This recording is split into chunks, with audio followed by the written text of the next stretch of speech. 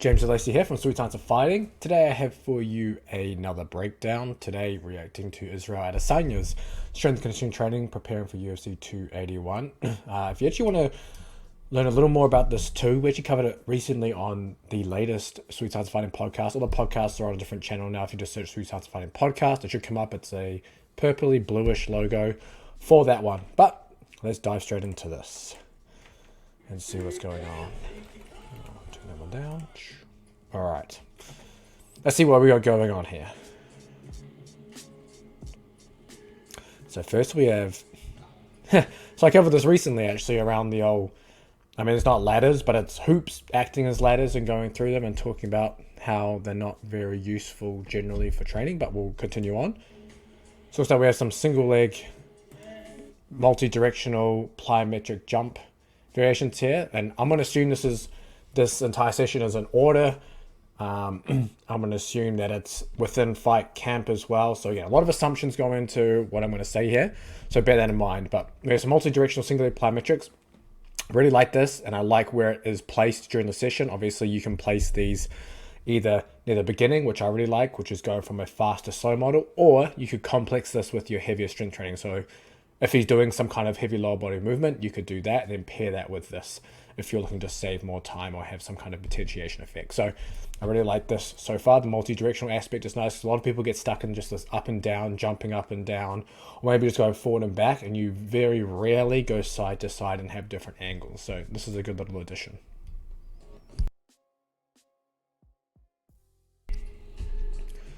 So here we have some very similar, I guess you could call it striking specific jump plyometrics. Sure.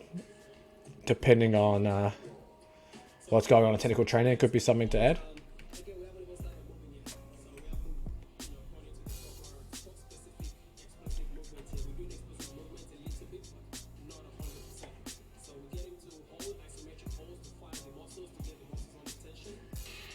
Okay, so we've got 10-second overcoming isometrics. So if you actually watch my previous breakdown of Peter Yan, where they were doing isometric training as well, where they were doing yielding or holding isometrics, and I mentioned the difference there obviously with overcoming or pushing isometrics. You're developing the ability to exert maximum force, and you're typically developing the ability to produce that force quickly, which is obviously beneficial for many combat fighters. The yielding side, typically good for holding different positions, can be good for hypertrophy in some instances as well. So yeah, I like the inclusion of the overcoming isometric. So mid-thigh pull. So we've got an upper and lower body isometric. And it looks like it's complex with the power movement. At the high pull. Yeah. So I really like this these complexes. So we mentioned overcoming isometric bench press with like a medicine ball chest pass. And then the mid-thigh high pull, or mid-thigh isometric pull with the high pull. Well, you could say a clean high pull. These are good little movements. You're pairing a maximum force exercise, typically to potentiate the lighter power-based exercise. It also saves you time in your training, so you're not doing two different exercises, I guess, one after the other. You're actually just supersetting them. So it makes it more time efficient. So these are cool little ones. Typically, depending on the athlete, if they're needing more strength versus more speed, instead of doing a mid-thigh isometric pull with a clean high pull, you would do something like a mid-thigh isometric pull with like a medicine ball scoop toss, as an example. So you can manipulate a lot of the stuff. The principle remains the same, but you can manipulate the loading based on what the athlete needs.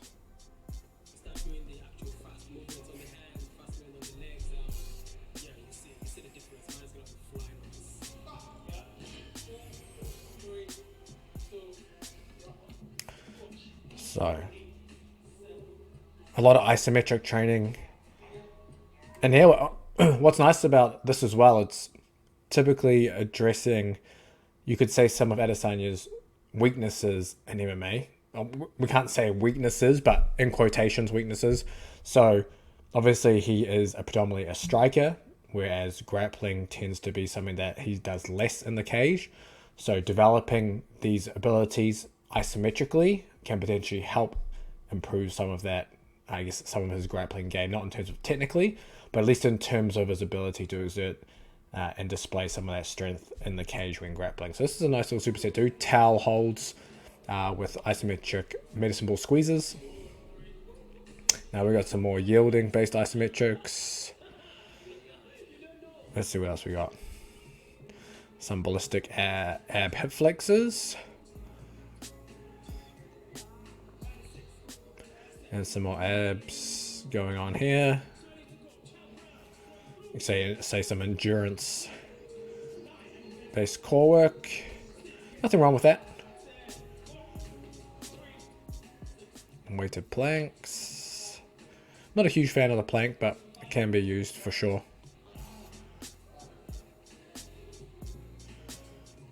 Oh, that was it. Okay. So in terms of this will be you could almost call this a strength power or more of a potentiation straight power session.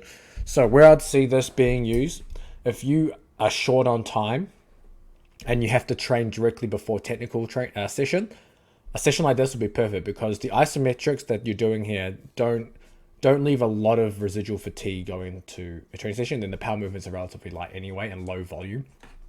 So if you're doing like an isometric bench press, throws, isometric mid-thigh pull with high pulls or throws again, you're getting a pretty high intensity stimulus through the maximum isometric, then also getting a high speed stimulus through the throws or the high pull, and you're touching a lot of bases there within your power development without having the fatigue going into a technical training session.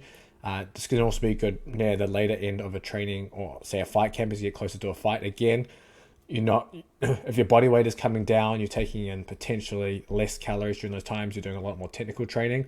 Things like this can maintain or develop that power and speed without you having that fatigue going into your other technical training sessions. So it's a good little model just to go from if that's what you're looking for in particular. Obviously, if you're out of, like for example, if you're far away from a fight, this is probably not something that you will do for an entire session. Some of these principles can obviously be implemented into your other sessions. If you check out the Sweet Science of Fighting Underground in the description, you'll see programs that run similar or have some of the similar principles in there to something like this. And obviously that changes depending on how close or far away you are from a fight. But stay tuned for another breakdown.